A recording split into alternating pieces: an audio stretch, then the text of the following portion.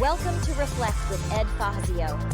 Get ready to experience one of the world's first 100% digitally generated podcasts, where we take a step back, dive deep, and strive to learn new things.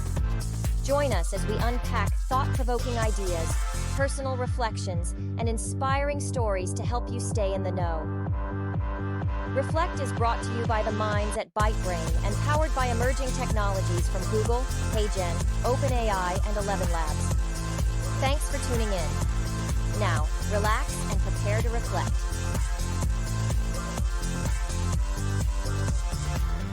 Okay, so I want you to picture this. It's a Saturday morning. You were up way, way too early. You're heavily caffeinated, and your brain is already, locked into instructor mode. Ready to go. You're ready to teach your weekly class on AI transformation. You've got the lesson plan. You've got the energy. You open up the schedule to see who's coming, and it's completely empty. Oh, the classic administrative glitch. Or I guess just a ghost town. A total ghost town. No students, no class. Just you and a very, very potent cup of coffee at 7 a.m. staring at a blank screen. Right. Now, I think most reasonable people, and I'm definitely including myself here, would take that as a sign from the universe to just go back to bed. Or at least enjoy a quiet breakfast or something. Exactly. But today, our deep dive is based on the writings of Ed Fassio, who also goes by Agent Ed.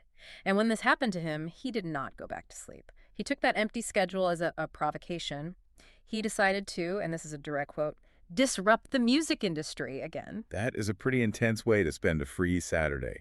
It is. So today we're unpacking Fassio's manifesto, the human signature in the age of infinite music.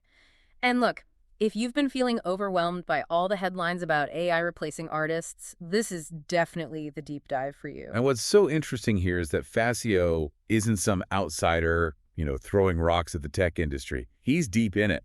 He founded something called Itchy Music Group. Which is explicitly a Human+AI record label. Exactly. Human+AI. We are going to circle back to that because Human+AI sounds a little bit like a marketing buzzword, but he swears it's a whole methodology. Right.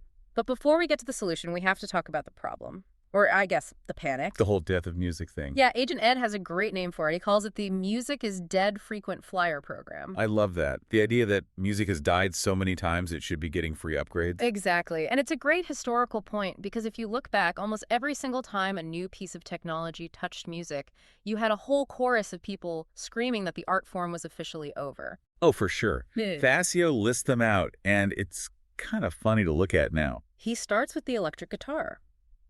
When that first showed up, it apparently made polite people nervous. Too loud, too distorted. The argument was that it wasn't real music because, the electricity was doing the work, not your fingers. Then came the drum machine. The end of the drummer, who really had feel. Right. And then sampling, Napster, auto-tune, streaming. Even TikTok recently. Turning songs into these 15-second currencies. At every single step, the story was, this is the nail in the coffin. But is it different this time? Well, that's where I wanted to push back a bit, and maybe this is where you, the listener, are sitting too. I mean, sure, people panicked about the electric guitar, but the guitar didn't write the song for you. Right, it didn't play itself. Exactly. When AI walks into the room, it feels fundamentally different. It feels like replacement, not just augmentation.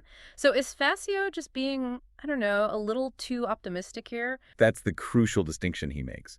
He totally acknowledges that AI is different, but he argues the result isn't death, it's multiplication. Multiplication. That sounds like a polite way of saying inflated, doesn't it? If Yeah. I multiply the money in an economy, I get hyperinflation. So if I multiply music, doesn't the value just crash? That's the immediate fear, yeah. And Fassio doesn't deny that crash. He fully admits that the value of the file, the MP3 itself, is heading straight to zero. So he is admitting the doom and gloom crowd is right. About the product, yes. Yeah. But not about the art. And this is the pivot. When you multiply something, you completely break the economics of scarcity. You remove the friction. Remove the friction, and those invisible gatekeepers that used to, slow down the flood of new content, they're just gone. So in the past, that friction was actually a kind of quality filter. If you wanted to record a song, you needed a studio, you needed money, you had to know how to play an instrument or hire people who did. Exactly. And all that friction creates scarcity. But now, we're looking at a moment where the barriers to entry are basically zero. And Fassio is Very honest about what that means. He says we're about to drown in an endless ocean of perfectly acceptable audio. Perfectly acceptable. That is such a damning phrase. It is. It's not bad, it's just there. It's sonic wallpaper. And that is the whole crisis of infinite music. If I can generate 10,000 songs in the time it takes you to listen to one, the value of just making a song plummets. Okay, so if the value of the output drops to 0, if the actual file is worthless, where does the value go? Because it has to go somewhere. Yeah. We're not just going to stop paying for music, are we? And this is the core of his entire argument. He says the value shifts from output to intent. From volume to voice. Precisely. It shifts from who can make something to who can make something that matters. And this is why he built his whole Human+AI model. The human has to stay in charge. The conductor. The conductor, the storyteller, the emotional anchor. But I want to drill down on this because emotional anchor sounds nice, but what does it mean in practice? He has this concept that he calls scar tissue. This is my favorite part of the whole manifesto. He writes, lived experience is not a data set, it is scar tissue, it is memory. And then he says, AI can mimic the sound of a broken heart. It can't actually have one. It's such a powerful image. But is it true? I mean, I want to play devil's advocate here. Go for it. If I'm listening to a song and it sounds sad, the minor chords are right, the lyrics are tragic, the singer's voice cracks at the perfect moment, and it makes me cry. Does it matter if the singer didn't actually get their heart broken? If the effect on me is real, why does the scar tissue matter? Fassio would argue the result isn't the same because you're engaging in a deception. It's the difference between a true story and a really convincing lie. But fiction moves us all the time, right? Actors cry fake tears in movies. That's true. But an actor is tapping into a real human memory to produce that tear. They're recalling a moment of loss to project it. Fassio's point is that the AI is purely predictive. It's just guessing what sadness sounds like based on a huge heat map of data. So it's mimicry without understanding. It's effectively a sociopath, in a way. It can display the symptoms of an emotion without the underlying cause. And he believes we humans have a kind of subconscious radar for that. We can feel the void. The uncanny valley of emotion. Exactly. If you find out the sadness was just a math equation, the connection just, it snaps. You feel cheated. So his whole mission is to use the machine to amplify the human, but never, ever to replace that scar tissue. Right. But to do that, you have to really understand the tools. And Fassio makes this really important distinction that I think a lot of people miss. He separates tool AI from agentic AI. Okay, stop there. Agentic versus tool. To the average person, isn't that just semantics? Is there a real functional difference here? Oh, it's a massive functional difference. Think of it like this. Tool AI is a calculator. You punch in the numbers, it gives you a sum, it waits for you. If you walk away, it does absolutely nothing. Right, it has no initiative. It's the vending machine approach. You put in a prompt, you get out a product. And honestly, that version of AI is what most people are using right now. Fassio calls it the laziest version of the tech. Yeah. But agentic AI, that's the earthquake. Because it has agency. Think of agentic AI more like an intern. Yeah. You give the intern a goal, get this song at 10,000 streams, and you walk away. The intern doesn't just sit there. It tries strategy A, sees it failed, switches to strategy B, emails a blog, posts on social media. Maybe it even tweaks the audio mix based on retention data, and then it tries again. So it has a feedback loop. It has a loop, and it has autonomy. And that's the scary part. We're not just looking at tools that help us make music. We're looking at systems that can be the musician, the manager, and the marketing team all at once. So instead of write a song, the command becomes run this career. Exactly. And that creates what he calls scale without taste. You end up with a world where everyone can generate infinite music, but nobody is actually steering the ship. And this is why he draws that line in the sand. Human+AI isn't just a catchy slogan for him. It's a requirement for intention. And that brings us to his actual work, because it's easy to talk a philosophy, right? But Fassio's actually doing this. He created this persona called Agent Ed. Which, to be clear, is a cyborg character. But he insists this isn't a fake artist or a mascot like, the gorillas. No, he calls Agent Ed a bridge. It connects his own creative history with all these new tools. It's a way to visualize the Human+AI concept. He talks about releasing a project called Androids Need Love Too. And the process he describes is fascinating because it's the total opposite of that prompt and done method. It's iterative. That is the key word. He talks about using AI as a bandmate that never gets tired. I love that. Or as a producer that can test 30 different variations of a bridge without burning through expensive studio time or, getting frustrated. The AI as the session musician who never needs a coffee break. But the human is still doing the heavy lifting where it actually counts. Human job description, according to Fassio, boils down to three things. Make choices, own choices, and stand behind your choices. Accountability. Yes. If the song sucks, you can't blame the algorithm. If the song connects with people, you have to stand behind its message. That accountability is what separates a Human+AI artist from someone who's just generating what he calls slop. Okay, let's talk about slop, because that's the technical term he uses for the current state of things, right? The AI slop era. It's a harsh term, but it really fits. We are seeing platforms just flooded with synthetic personas, fake backstories, artificial streaming games. I've read about this. This isn't just, like, bad music. It's straight up fraud. It is. People setting up server farms to just stream their own AI-generated songs on a loop to collect royalties. It turns music to a financial instrument. And it creates this feedback loop of garbage.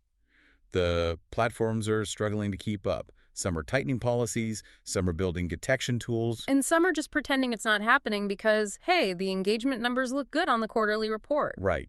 But the listeners are the ones losing out. Fassio says they're left holding the bag, just trying to figure out what's even real anymore. Which leads to what he calls the four factions. Because the creative world isn't reacting to this in one big block. We're splitting into tribes. Yeah, and I think everyone listening is going to identify with at least one of these. Okay, let's run through them. First up, you've got the purists. These are the folks who want human-made tags, outright bans on AI, strict lines in the sand, keep the robots out of the studio. And I sympathize with them. I really do. There's something noble about wanting to preserve a craft exactly as it was. There is. But Fassio would probably argue they're fighting gravity. Then you have the experimenters. Where he sits, right? Yes. These are the people who see AI like the electric guitar. It's just a new instrument to expand the creative palette. They're not trying to replace the human. They're trying to see what the human can do with a new superpower. Okay, then group 3, the industrialists. These are the ones treating music like a content factory. It's all about volume, efficiency, just fill in the pipes. This is the elevator music crowd on steroids. And finally, the opportunists. The fraudsters. The ones using music as a vector for scams, for gaming the system. And his take is that all four of these groups are going to exist whether we like it or not. We can't just wish the industrialists or the opportunists away.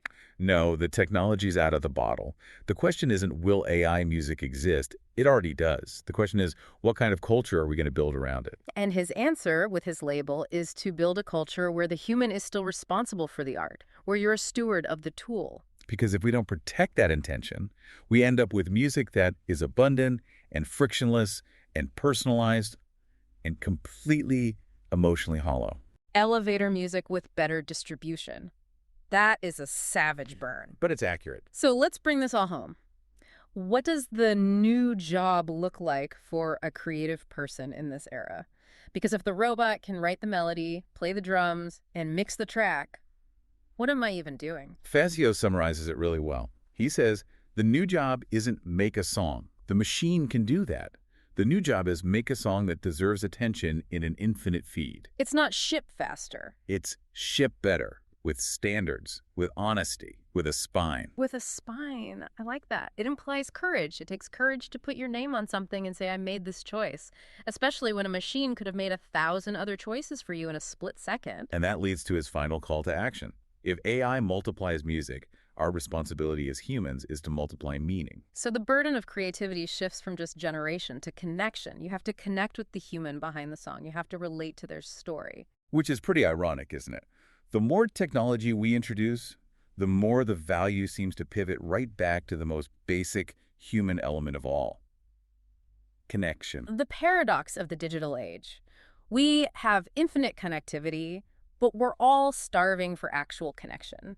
And Fassio thinks the artists who survive this flood will be the ones who come out louder and sharper and more human than ever before. Because they're the ones who can offer scar tissue in a world of smooth, perfect data. It all comes back to that Saturday morning, doesn't it? Fassio staring at that empty schedule. The moment the old world just stopped working for him. He could have panicked. He could have tried to force the students to come back, but instead he just built a new model. He realized that when the classroom is empty, you don't stop teaching, you just change the curriculum. And the new curriculum is Humanity 101. Exactly. So here's the question for you to think about this week, and it's a big one. As we move into a world where making things is essentially free, when the cost of creation hits zero, what are you actually willing to pay for? Is it the file, or is it the signature at the bottom? Trust becomes the new premium. But let's push that one step further before we go. If trust is the only currency, do we eventually stop caring about how the music was made at all? Will we get to a point where I don't care if Agent Ed used a pen or a guitar or a server farm, as long as he is the one vouching for it? Does the artist become purely a curator of their own machine-assisted output? That's the thought I want to leave you with. If the art moves you, does the origin story even matter anymore?